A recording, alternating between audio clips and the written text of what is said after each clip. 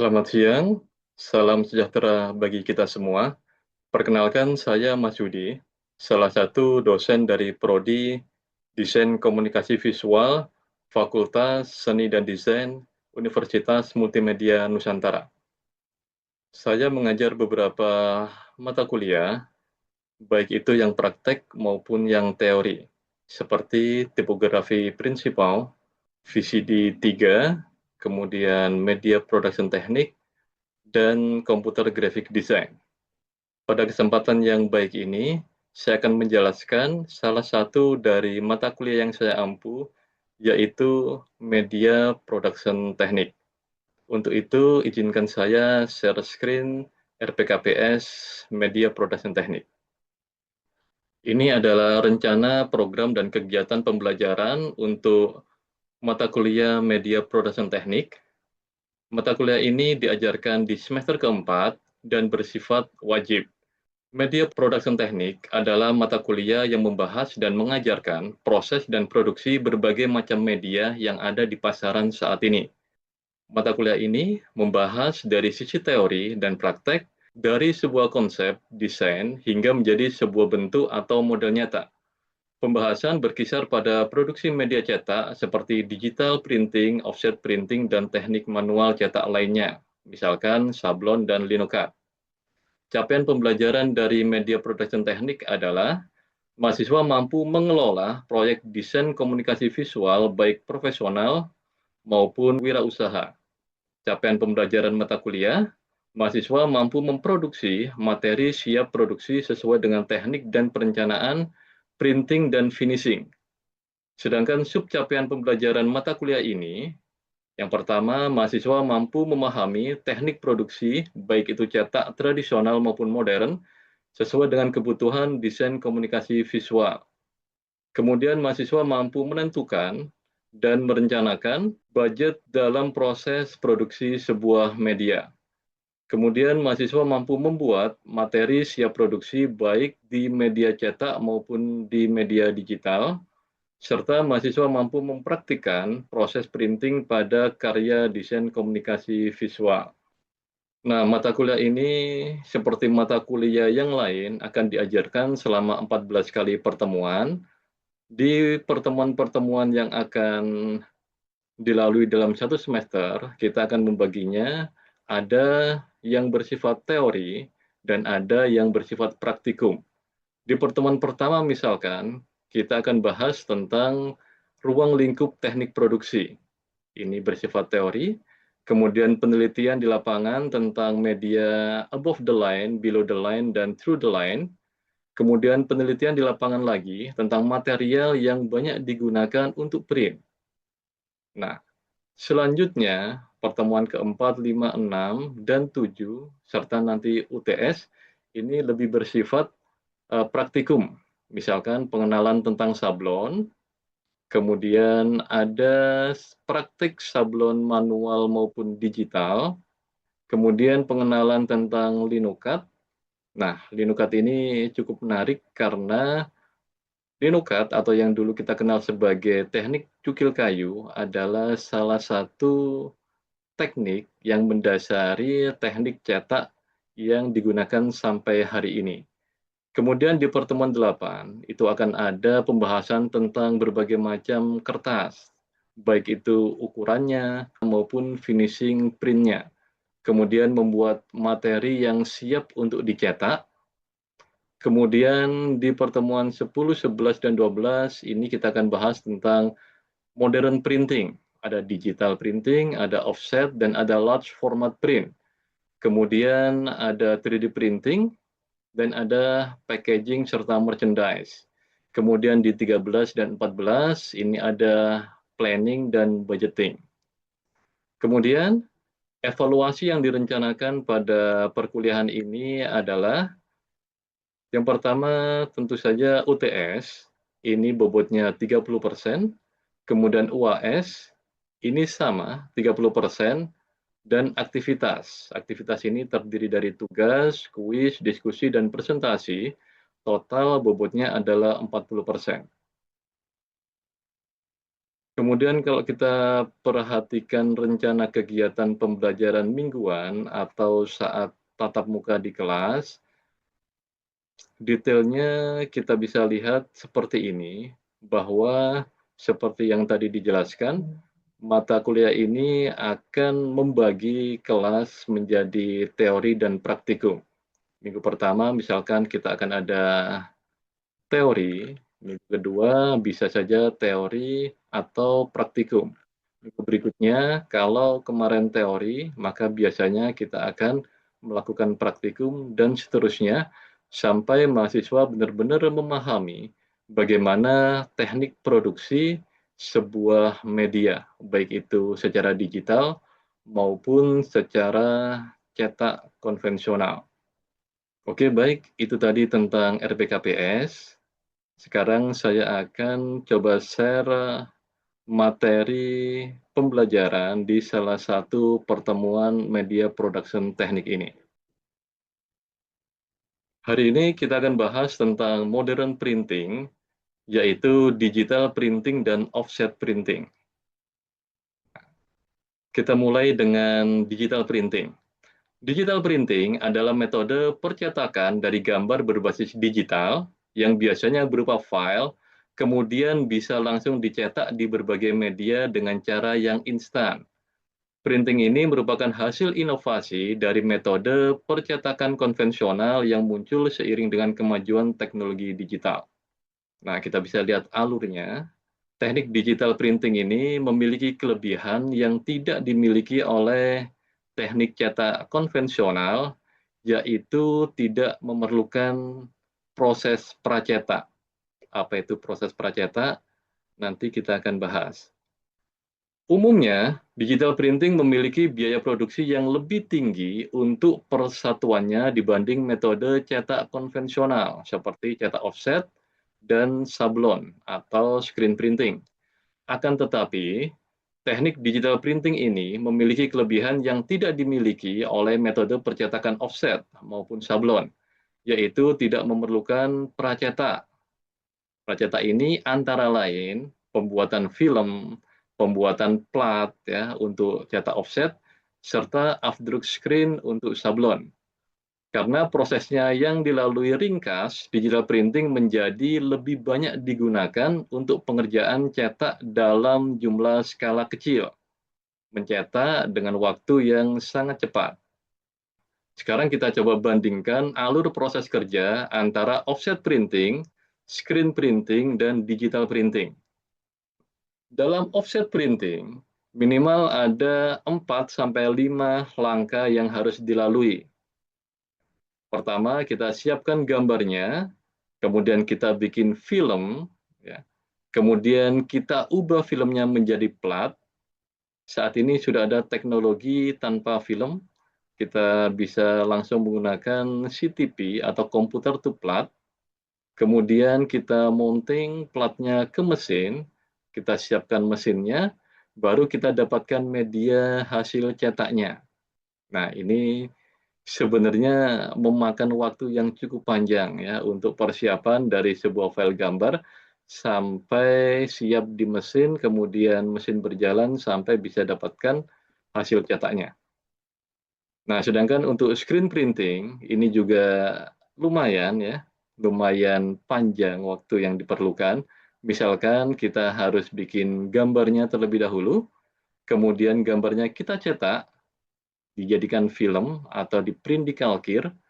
Dari kalkir atau dari film kita ubah ke screen melalui proses afdruk tadi. Nah, dari screen baru kita lakukan proses pencetakan. Kita pakai tinta, rekel, dan seterusnya sampai kita dapatkan media hasil cetaknya. Baik itu di kertas, di plastik, di kaos, atau media apapun yang bisa digunakan di sablon ini. Berikutnya lagi untuk digital printing. Nah, ini yang menurut saya cukup efektif dan efisien ya.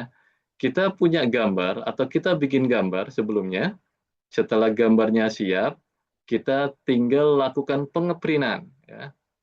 Kita klik tombol print di layar monitor kita, beberapa menit kemudian hasil cetaknya sudah bisa kita pegang. Jadi tidak ada pembuatan film, tidak ada pembuatan plat, afdruk, dan yang lain-lain. Nah, ini merupakan keunggulan dari digital printing. Nah, kalau kita perhatikan di gambar ini, kita bisa lihat bahwa digital printing itu melakukan lompatan yang cukup cukup jauh, teman-teman ya, di mana dia tidak melalui beberapa hal yang harus dilalui kalau kita melakukan pencetakan konvensional. Tidak ada pembuatan film tadi ya, tidak ada pembuatan plat tadi, tidak ada mounting, persiapan mesin, dan yang lain-lain. Kemudian tidak ada hasil cetak awal yang jelek misalkan ya, beda dengan offset. Offset itu saat mesin berjalan pertama kali, hasil yang didapatkan itu tidak langsung sempurna. Ada beberapa hasil awal yang harus kita buang, kita sebut sebagai waste. Sedangkan di digital printing itu tidak ada. Jadi apa yang mau kita cetak, saat itu juga kita dapatkan tanpa kita harus membuang kertas di awal. Nah, ini adalah beberapa kelebihan digital printing. Pertama, waktu yang sangat cepat, kemudian bisa mencetak dalam jumlah yang kita inginkan, tidak ada minimal order, bahkan bisa cetak satuan. Kemudian proses produksinya cukup ringkas, ya. Hasil cetaknya bisa langsung dilihat. Tenaga kerja yang menangani mesin ini sedikit, ya. Kemudian proses kerjanya tidak rumit. Satu orang operator saja sudah bisa menjalankan cetak digital printing ini. Sedangkan untuk kekurangannya, dalam satuan kos produksi, biaya cetak digital ini akan menjadi lebih tinggi jika dibandingkan dengan cetak konvensional. Kalau offset, itu semakin banyak yang kita cetak, maka harga persatuannya itu akan semakin murah. Sedangkan kalau digital printing, harganya akan tetap. Kalau 5.000 untuk satu kali cetak, 100 cetak harganya tetap 5.000, 1.000 cetak harganya tetap 5.000 ya. Sedangkan kalau offset itu bisa semakin turun. 1.000 lembar cetak, harga per lembarnya bisa 5.000, tapi kalau 2.000 cetak, harga per lembarnya bisa kita tekan sampai setengah harga awal tadi ya, sekitar 2.500. Kemudian warna, warna dari setiap cetakan bisa tidak sama. Ini sangat tergantung dari headprintnya. Kalau headprintnya jelek, maka hasilnya pun akan jelek. Kemudian material media yang tidak selalu bisa digunakan. Jadi ada media-media tertentu, misalkan ya kertas emas. Ini untuk merek printer tertentu, dia tidak akan bisa mencetak. Jadi kita harus sesuaikan merek printernya dengan media atau kertas yang akan kita cetak. Ini tadi sekedar gambarannya ya, betapa digital printing itu sangat efektif dan efisien, sangat cepat sekali prosesnya jika dibandingkan dengan offset printing atau screen printing. Kemudian ini ada beberapa jenis digital printing berdasarkan outputnya. Ada large format digital printing, ini untuk mencetak media-media besar, bisa banner, spanduk, baliho, billboard, dan sejenisnya. Kemudian digital offset printing. Ini bisa mencetak di kertas HVS, art paper, mid paper, fancy, sama halnya seperti cetak offset konvensional. Kemudian screen digital printing atau sablon digital. Mungkin namanya mirip ya, sablon. Tetapi sablon digital ini sangat berbeda sistemnya dengan sablon konvensional. Tidak memakai screen lagi, tetapi langsung menggunakan printer besar, kemudian keramik printing, dan yang lain-lain. Saya rasa dengan perkembangan teknologi, teknologi cetak digital printing pun juga akan semakin berkembang. Akan semakin banyak variasi yang bisa kita gunakan untuk berbagai media dan keperluan. Nah, kemudian ini ada 6 jenis digital printing yang populer di Indonesia. Ada inkjet printer. Ini printer yang banyak ditemui di rumah atau di kantor. Kemudian plotter mesin atau mesin plotter. Ini mencetak dalam ukuran yang besar juga, 1,5 meter hingga 5 meter. Kemudian ada digital offset, bisa mencetak dari ukuran A4 hingga A0 atau plano. Kemudian flatbed printing. Ini jenis digital printing yang dikhususkan untuk mencetak di permukaan yang keras. Bisa kayu, kaca, keramik, atau akrilik. Dia menggunakan tinta UV. Berikutnya sablon digital. Nah, ini tadi ya, meskipun namanya sablon, tetapi sudah full digital. Kita punya file atau punya gambar, kita tinggal klik print, maka nanti gambar itu akan terprint di media yang kita pilih, misalkan kaos ya. Kemudian 3D printing. 3D printing ini saya melihat belum terlalu banyak penggunanya, tetapi potensi di masa depan penggunaannya ini akan sangat besar dalam pembuatan prototipe, dalam pembuatan desain-desain model, skala kecil ya, bahkan yang lebih besar, itu sekarang sudah bisa ditangani oleh 3D printing ini. Nah, oke, baik. Untuk digital printing, sebelum kita ke offset printing, apakah ada yang mau ditanyakan, teman-teman? Saya izin bertanya Pak. Silakan, Marcel. Eh, jadi supaya hasil cetak digitalnya itu bagus dan tidak pecah itu resolusi maksimalnya berapa ya Pak?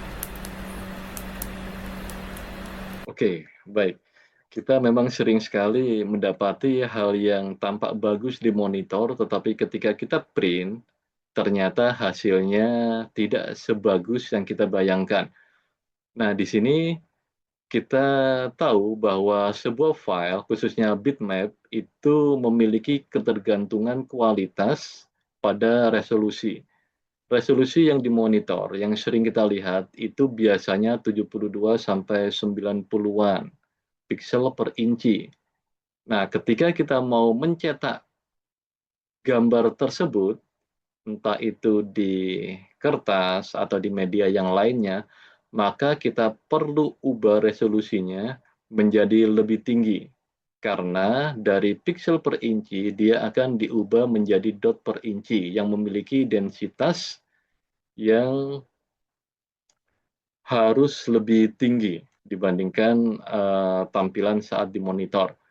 Nah, untuk mencetak di kertas misalkan, kita juga harus perhatikan kertas apa yang kita gunakan. Kalau kertasnya uncoated, artinya kertasnya tidak ada lapisan dan berpori, kita bisa naikkan ke 180 sampai 200. Itu hasilnya sudah cukup maksimal. Tapi kalau kita pakai kertas coated atau yang berlapis, yang mengkilat, misalkan seperti art paper, maka kita harus naikkan lebih tinggi lagi, misalkan 300. Dengan demikian, maka nanti hasil cetaknya akan maksimal. Begitu, Marcel. Baik Pak, terima kasih Pak. Oke, baik. Tadi Safwa ya. Silakan, Safwa.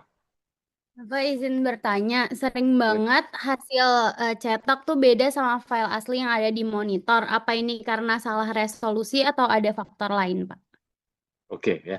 Barusan tadi Marcel juga bertanya hal yang mirip ya. Cetak ini permasalahan memang karena apa yang bagus di monitor belum tentu bagus dicetak. Nah, selain resolusi, resolusi jelas ya, resolusi pasti berkaitan sama kualitas cetak.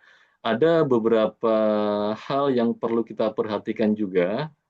Misalkan tadi saya sebut ada perubahan dari piksel per inci menjadi dot per inci. Nah, perubahan ini mengakibatkan warna itu menjadi turun. Oleh sebab itu, maka kita perlu menaikkan resolusinya. Kemudian yang kedua, kertas ini juga penting. memahami tentang kertas apa yang kita gunakan, itu menentukan berapa resolusi yang harus kita pakai. Kita juga harus tahu bahwa monitor dan printer itu juga perlu kita kalibrasi. Artinya, harus kita sesuaikan penggunaan atau standar warnanya. Sehingga nanti apa yang muncul di monitor itu juga akan sama ketika muncul di hasil cetak printernya. Seperti itu, Safa. Oke, baik ya. Kalau tidak ada lagi yang ditanyakan, saya akan lanjutkan ke offset printing. Nah, kita langsung masuk ke sejarahnya. Ini ada beberapa milestone yang harus kita ketahui. Pertama, tahun 105, kertas ditemukan di China. Kemudian 868, buku tertua yang tercetak dari blok kayu dicetak di Cina. Kemudian 1045, movable type yang terbuat dari tanah liat ditemukan di China. Kemudian 1250, movable type dari perunggu ditemukan di Korea. Nah, kemudian tonggaknya terjadi pada tahun 1440. Movable type atau mesin cetak pertama dari kayu ditemukan di Eropa oleh Johannes Gutenberg. Nah, kemudian 1455, Gutenberg Bible, buku pertama yang dicetak menggunakan mesin cetak yang ditemukan di 1440 tadi, ya, berhasil dipublikasikan. Ini adalah mesin cetak yang dibuat oleh Gutenberg. Bentuknya cukup sederhana, cara kerjanya juga sederhana. Di bagian bawah yang ada tulisan Bible-nya itu adalah plat acuan yang nanti akan diberi tinta di bagian atasnya. Kemudian di bagian atas dari plat yang telah dikasih tinta tadi akan dikasih kertas. Nah, kemudian di bagian atas kertas akan ditekan oleh bantalan, di mana tekanan ini akan mengakibatkan tinta yang ada di plat akan tertransfer ke kertas. Nah, sehingga kita dapatkan hasil cetakannya. Nah, kemudian ini font. Font ini adalah satuan abjad A, B, C, sampai Z, yang dimana kalau disusun bisa membentuk kata, kata bisa membentuk kalimat, kalimat menjadi paragraf, kalau disusun bisa berupa buku, atau koran, atau majalah, yang nanti akan menjadi plat acuan. Nah, dari font ini, bagian atasnya akan terkena tinta seperti cara kerja mesin Gutenberg tadi. Nah, kemudian ini adalah case, ya, tempat di mana font-font tadi itu diletakkan. Dari peletakan case ini, kita mendapatkan istilah uppercase dan lowercase. Uppercase ini untuk font kapital, sedangkan yang lowercase itu untuk font-font yang kecil. Jadi zaman dahulu itu, orang-orang menyimpan font besar di bagian atas, sehingga muncul istilah uppercase, dan menyimpan font-font kecil atau huruf kecil di bagian bawah, sehingga muncul istilah lowercase. Nah, kemudian muncul mesin cetak yang lebih besar lagi yang bisa digunakan untuk pembuatan surat kabar, ya. Surat kabar Times di London ini menggunakan mesin cetak yang cukup masif, ya, pada tahun 1814. Kemudian pada 1846 mesin cetak rotari pertama, ya, ditemukan oleh Richard Hu di Amerika Serikat. Nah, ini adalah mesin cetak offset yang kita kenal hari ini. Kemudian sebenarnya apa itu offset? Ya? Offset printing sering juga disebut sebagai offset litografi, adalah jenis cetak di mana tinta dari materi yang ingin dicetak dipindahkan dari sebuah plat logam ke lapisan karet, lalu ditransfer ke atas permukaan bahan yang berupa kertas. Proses offset menggunakan tinta basah dan memerlukan proses pengeringan setelah proses percetakan berlangsung. Mengapa disebut offset? Nah, Karena pada prosesnya, tinta yang ada di plat tidak langsung ditekan ke kertas, melainkan didistribusikan ke lapisan karet terlebih dahulu. Baru kemudian dari lapisan karet, dia akan menempel ke bagian kertasnya. Nah, kira-kira seperti ini gambar mesin cetak offset. Lingkaran silinder atas ini adalah plat, di mana tinta nanti akan ada di sini ya. Kemudian yang kedua ini adalah silinder karet, nah, di mana dari tinta yang ada di plat akan dipindahkan ke silinder karet, baru dari silinder karet ini nanti akan menempel di bagian kertasnya. Nah, di bagian bawah ini ada silinder penekannya ya, supaya kertasnya ini bisa berjalan tertekan dengan baik di silinder karetnya. Jadi tulisannya akan tertransfer dengan jelas pada kertas. Di sini kita bisa lihat perbedaannya dengan mesin cetaknya Gutenberg. Kalau Gutenberg, platnya langsung menempel ke kertas. Kalau cetak offset, dari plat dipindah dulu ke rubber, dari rubber baru ke kertas. Plat yang tidak menempel ke kertas, inilah yang disebut offset. Ini adalah bentuk dari mesin offset ya, yang teman-teman bisa lihat. Yang ditunjukkan oleh garis kuning ini adalah silindernya. Ya, silinder ini nanti akan ada 4 untuk masing-masing warna, cyan, magenta, yellow, dan black. Nah, ini contoh-contoh yang lain ya. Ini untuk yang barusan saya jelaskan. Kelihatan di sini ada warna yellow, ya, ada magenta, ada cyan, dan ada warna hitam atau black-nya. Nah, kemudian offset ini ada 2 macam. Yang pertama adalah jenis sheet. Ya. Sheet itu berarti lembaran. Misalkan kalau kita mau mencetak majalah, ya, itu kertasnya sudah dipotong-potong lembaran. Kemudian ada juga yang jenis web. Web ini yang gelondongan, ya, kertasnya kayak roll besar seperti tisu, ya, tisu kamar mandi yang cukup besar, di mana kertasnya menyambung. Untuk yang web ini, biasanya kita pakai untuk cetak koran. Nah, kemudian bagaimana proses cetak offset? Di sini ada 3 tahapan dalam cetak offset. Pertama ada pracetak. Pracetak ini kita menentukan jenis kertasnya, kita bikin filmnya, kita bikin platnya, dan seterusnya ya, sampai ke mounting plat ke mesin. Kemudian proses cetaknya, ya, setelah persiapan tinta, plat, dan yang lain-lain, kemudian kita nyalakan mesinnya, maka proses cetaknya dimulai. Nah, proses cetak dimulai ini biasanya akan berjalan pelan, ya. Saat berjalan pelan, kita bisa ambil sampel hasil cetaknya, biasanya tidak langsung bagus, dan harus kita buang. Nah, ini nanti akan berjalan terus sampai kita dapatkan hasil yang bagus. Kalau sudah dapat hasil yang bagus, maka mesin cetaknya akan diset menjadi berjalan jauh lebih cepat. Kemudian yang terakhir finishing. Setelah selesai, maka hasil cetaknya tadi harus kita rapikan ya, bisa dipotong, dijilid, dilipat, dan seterusnya. Juga mungkin kita tambahkan teknik lain, misalkan laminasi ya, doff, UV, atau bahkan mungkin di emboss. Nah, biasanya ini untuk bagian-bagian tertentu.